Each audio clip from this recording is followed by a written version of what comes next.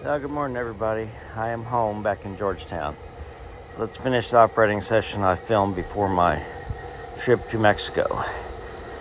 So the train's coming into the yard. I'm going to drop the cars here.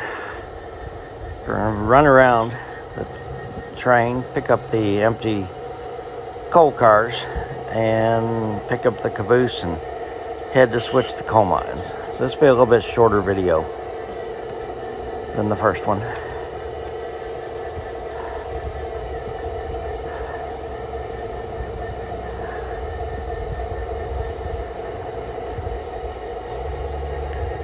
Those interstate coal hoppers, I decaled those myself. Had custom decals made by Michael and Vicky. Had enough decals for 10 cars, but I only have 7 cars. So I need to pick up 3 more. They're Pico hoppers, and they're virtually identical to the hoppers that the Interstate used. A friend of mine gave me brake wheels to put on, because I don't have any brake detail at all. Maybe at least it would look like that. If they had a brake wheel on the end, it might look like, to the casual observer, like they had some brakes. Just haven't done it yet. Maybe a project for this winter. I keep saying that.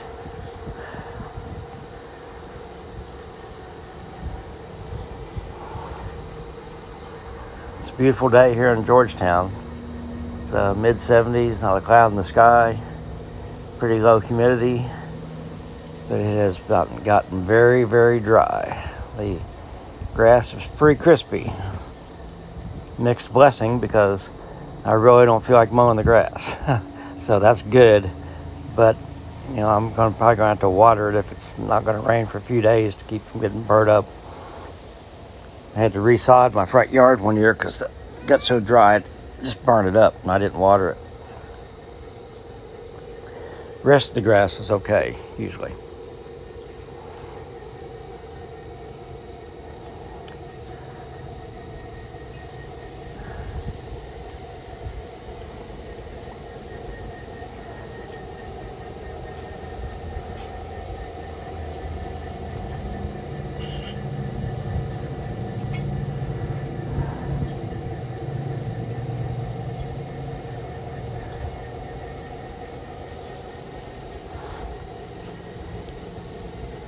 Fairly smooth flights from Mexico to Dallas and Dallas to here.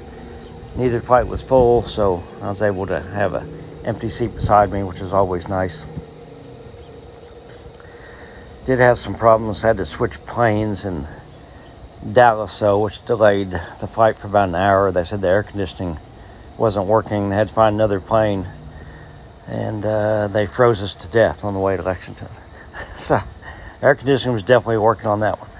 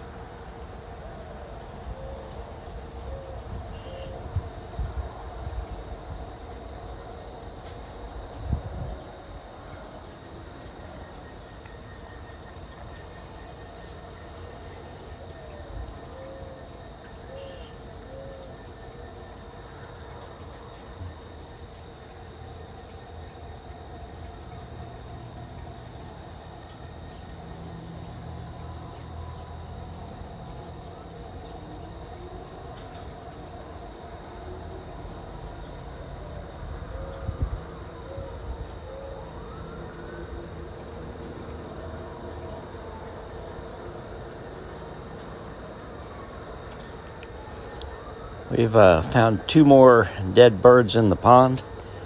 So I've changed my chicken wire, trying to figure out how the heck they're getting in there and why. Because again, it's just these little sparrows.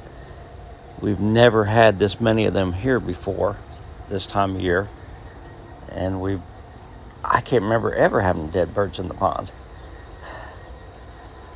Now we've got, 5 or 6.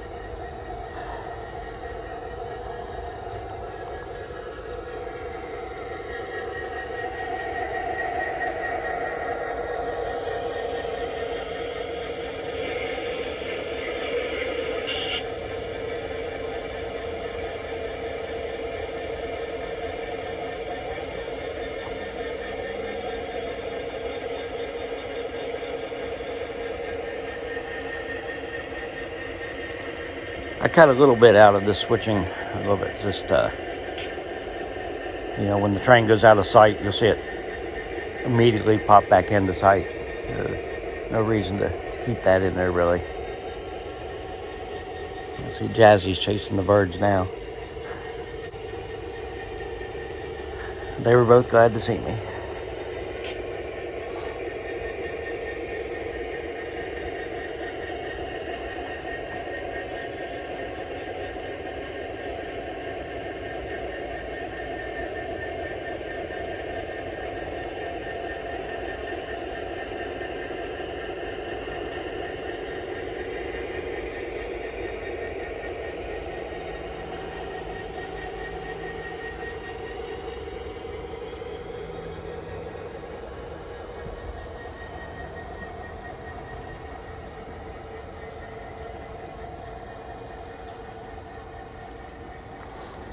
One thing I like about the Pico hoppers is they're smaller. They're only Interstate had a bunch of 50-ton. They hold like 3,000 50-ton hoppers, and that's one of the reasons why they disappeared. Because when the hoppers started wearing out, they didn't really have the money to replace them, and so they sort of got the L&N, the Southern, and I think it was the N&W involved in a bidding war to take them over. The N&W was in the process of taking over the Virginian, so they really weren't too interested. So it came down to the L&N and the Southern. Southern won out. L&N protested, but it held up. So it is now part of Norfolk Southern. I believe most of it is still intact, but I'm sure some of the coal mine branches have been abandoned. It's in the very southwestern corner of Virginia.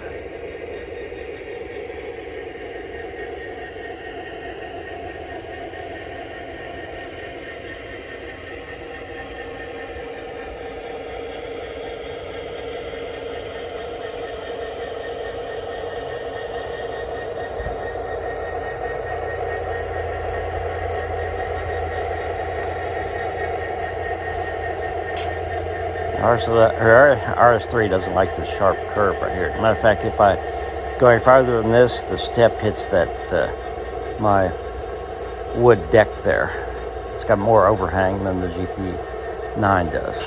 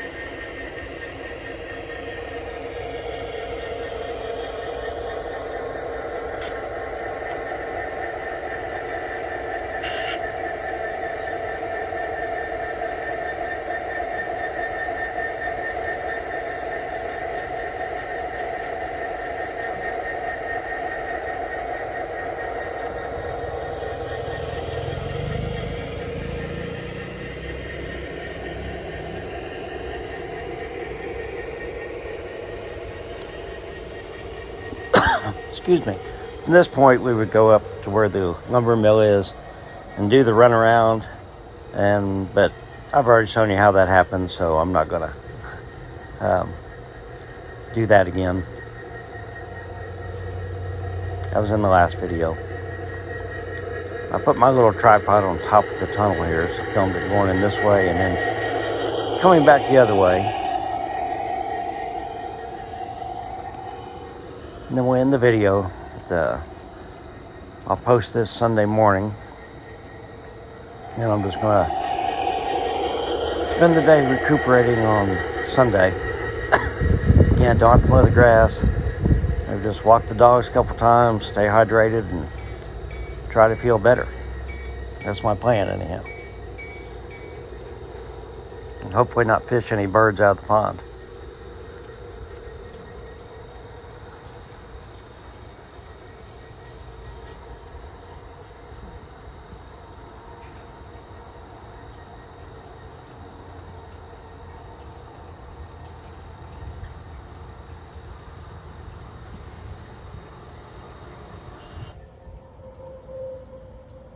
I guess you'd say one of the hazards of garden railroading is the stuff's big, so it's tough to store really nice. I don't know how some of these people have so much stuff. I really don't. But I had this crane that I paid for NW stored in the shed, and the mice ate all the cables off of it. So I had to fix that today. The boom does go up and down and swivel and everything, but it's not automatic. I mean, I'll have to do it, but it's just more for show than anything else. But it's a little annoying, so I'm going to start keeping it inside with the locomotives now. Well, because of the flight delays in Dallas, I ran into the other regional master trainer in North America, Larry Edwards, and two of his trainers heading back to Toronto from San Antonio. It's always good to see them. Unusual to do it in an airport, though. Everybody stay safe.